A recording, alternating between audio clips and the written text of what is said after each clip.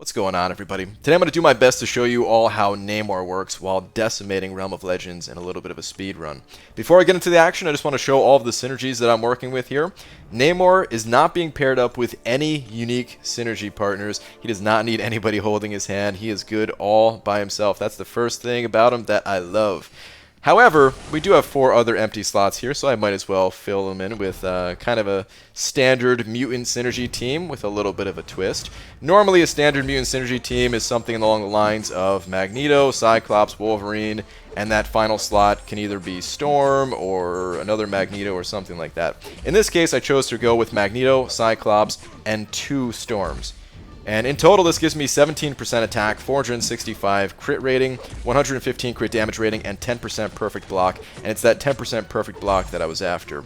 If you can gain enough perfect block, then it will actually extend your parry stun duration. That's part of how parry works. You can see it in the Mastery tooltip, where it will just ever so slightly extend the parry stun. But if you can extend it enough, then you can actually get a second combo in, essentially. You can do a medium-medium, followed by another 5-hit combo or another medium-medium. And in this case, I'm choosing to do only mediums for the most part. And I'll explain why that's important to Namor in just a moment here. First, I want to explain why there's 2 timers. You may have noticed that the top timer only started and is only active during Namor's special 3 animations. And that's just to give a feel for exactly how much time you're going to be spending looking at this very beautiful animation, but you are going to be spending a lot of time looking at it. So over the course of the run, we'll be adding all of that up. And because it makes up such a large portion of the run, in fights beyond Winter Soldier, I am going to be speeding up the animation of the Special 3, but the timers will also be sped up exactly enough to match how fast the animation is being sped up. So all of the time is accurate on the timer, but we are going to see some sped up gameplay during the Special 3s. Now, let's get into how Namor actually works, because if you were paying attention to that last fight, you may have noticed that I wasn't really doing a whole lot, and then I just got a Special 3, and I used 2 in a row somehow, and then I still had enough power to use a Special 2 and a Special 1, and then Winter Soldier, well, he just kind of blew up. How does that work? I mean, essentially that is the gameplay loop with Namor here. You're not going to be doing a whole lot, but then you are going to get to a Special 3. Your Special 3 is going to increase your attack by 7,000 for a 5-star 565 champion at least. And there is a way to fire multiple Special 3s back-to-back, or you can kind of customize your special usage, where you could choose to do a Special 3 one time and then use multiple Special 2s, multiple Special 3s by Special 2, Special 1, whatever you feel is best for the situation, and it is going to vary a little bit here. That is essentially Namor's gameplay loop. How that all works? Well, there's a couple things at play here. First, there is something called Outrage Charges. Right now, Captain Marvel is dead. But once we get into the next fight, you're going to see some charges that are being added up, and they're right below my health meter on my buff and debuff bar there. It's an orange icon that just is constantly going up. It caps out at 30. Right now there's 2, 3, 4.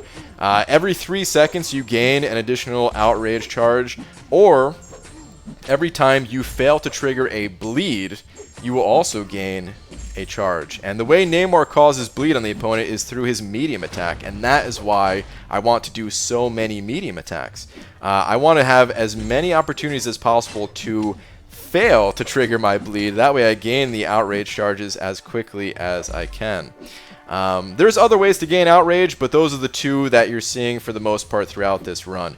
Now, when you get to 30, you enter something called Imperious Rex mode, and when you enter Imperious Rex mode, you gain 95% of your maximum power. That's why I want to dump my power here right before I get to 30. That way, when I get to 30, boom, I gain all that power back, and I can pop another Special 3 right away, and now I have plus 1,400 attack. I still have all this power because when Imperious Rex mode is active, your specials cost 90% less power to use. The one caveat to that is that your power meter is also being drained, and the more specials you pop, the faster that drain will be. So you do have to be careful of that, but because of the massive reduction in the amount of power that it costs to activate each special, you can fire multiple specials back to back to back. There's even ways to gain power while you're in that Imperious Rex mode. Now, you can only gain power through Namor's own abilities, so his own attacks or his own other abilities that will give him power. One of them being a heavy attack. While in the Imperious Rex mode, you do a heavy attack, and you'll actually gain 1 bar of power, but it's going to cost you 15 of those Outrage Charges. And the reason why you don't see me do that a ton throughout this run, you'll see it sometimes, the reason why you don't see me do it a ton is because those Outrage Charges will actually increase the special damage that I'm doing by up to 240% based on the number of charges I have. So, you know, if I sacrifice 15 of those to gain some power, well, then I'm also sacrificing some of the special damage that I'm going to be doing. You still have all of that plus attack from those passive furies that I gained from doing special 3s, so you're still going to be hitting hard, but, you know, there's this fine balance that you have to kind of work with here on what you think is best. Is it better in some situations to sacrifice the Outrage Charges to, you know, do another special 2 which has a good chance to stun the enemy and get all that extra damage in? Yeah, sometimes it's better to do that, and sometimes it's not better to do that. Sometimes it's better just to kind of let your power keep draining and fire a special 1 with the 30 Outrage Charges, and your special 1 with Namor, when you have those passive furies, at least from the special 3, it actually does pretty significant amount of damage. So you're going to see it here. I'm going to get to 3 bars of power. I'm trying to kind of evenly work my power meter up along with these Outrage Charges. I'm actually going to parry stun Storm here, pop a special 3, and then because she's parry stunned, I can dash in immediately without worry that she's going to, you know, retaliate before I can get my attack off. Get another special 3 going. Now I have both of these passive furies. She pops her special 2. I pop my special 2 here, which does a lot of damage. It's also unblockable, by the way. And then we're going to finish things off with a heavy attack, followed by another special 2. She's still stunned from that special 2. Special 1, and Storm goes down. It all happens very quickly. It takes some getting used to because it is a different playstyle from the average champion. But it's really not super complicated. It is different. It does take time to get used to, for sure. But it's maybe not as complicated as it may look here, just because it's all happening so fast. It's just one of those things where you get used to it. Okay, now against robotic champions. This is where Namor sees a little bit of a downside. So you'd think, because I'm failing to trigger bleeds every single time on my medium attack, that my Outrage Charges would be, you know, skyrocketing. But no, they're not. There is there's a little bit of fine print to that ability if you check out his ability description, where against robotic champions, Namor doesn't fault them for not being able to bleed or having blood or something like that, and therefore his Outrage Charges do not go up for failing to bleed on a medium attack. And in this case, they're really only going up that 1 outrage every 3 seconds that is standard for Namor. Now, there's another way to actually activate the Imperious Rex mode, because if you're looking at it, you know, I mean, it's going up so slowly. By the end of the fight, I may just barely get to 30 charges. There's a different way that I'm going to show you right now, where I'm going to get to 2 bars of power. You don't have to get to 2 bars of power, but I'm going to choose to get to 2 bars of power here, and then I'm going to dash back. I'm going to hold the block for 1.2 seconds, and that is going to, sacrifice some of my Outrage Charges, but give me a bar of power, and I am going to go into that Imperious Rex mode. Actually, does it sacrifice Outrage Charge? I might have been wrong on that, but basically it gets you into that Imperious Rex mode early. Whereas normally I don't know, sometimes it's good to do this in shorter fights, but if the fight's going to be longer, then I'd rather pop my special 3, which will dump my entire power meter, and then get that 30th outrage, which would put me in Imperious Rex, give me all that power, and then, you know, just allow me to kind of have that back-to-back special 3 to give me a ton of attack through those passive furies. Something else to note is that when you have that passive fury from Namor's special 3, the enemy will not gain power from you using your special against them, and that includes that special 3. You have to be careful against someone like Domino that can, you know, make your abilities fail, and if she causes your Fury to fail, well then your special 3 is going to give her power. But against the average enemy, your special 3 is not going to give the enemy power, and neither are your other attacks beyond that point. And there's a pretty cool kind of synergy, not the synergy between champions, but just the synergy between Namor's abilities here, where his specials aren't giving the enemy power, and also, while in Imperious Rex mode, your special 2s are unblockable. So if the enemy doesn't have any power, you can just dash right in, pop your special 2, and there's nothing they can do about it. You have to be careful about this, though, because if they do have, you know, at least a bar of special, when you're dashing in to get close enough to them to pop your unblockable special, they might pop their special first. So I don't do it very frequently, but it is something to keep in mind. I rather play it safe and just, you know, still just wait that additional second or half second even for them to dash at me and then pop my special. But occasionally it is fun just to dash at them, pop your unblockable special, and just go to town. Now against Scarlet Witch, this is going to be a little bit of a painful fight. As soon as I get to 3 bars of power, I'm instantly going to get power drained, because that's how Scarlet Witch's RNG works, where, yeah, I was right about to pop it, and you're going to see here, just, nope, never mind, no special meter for you. So I'm still going to gain the power from getting the 30th Outrage here. I'll pop my special 3, I'll still get a good attack boost, but I don't bother going for a second one. Instead, I go into a special 2 here. You're going to see me do a heavy attack at the end of the stun duration here to gain a bar of power into an immediate special 2. Now my power is... Actually, I think I got power drained there, but my power was going to be draining pretty quickly.